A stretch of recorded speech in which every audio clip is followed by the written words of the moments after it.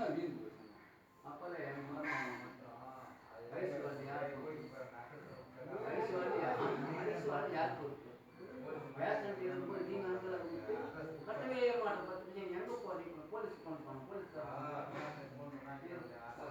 ஐஸ்வர்யா நாங்கள் யார் பேஷண்ட் ஐஸ்வர்யா இருக்கும்போது யார் பொறுப்பு? அப்படி கேட்டு இப்படி கேட்டு அப்புறம் போலீஸ் 10,000 10,000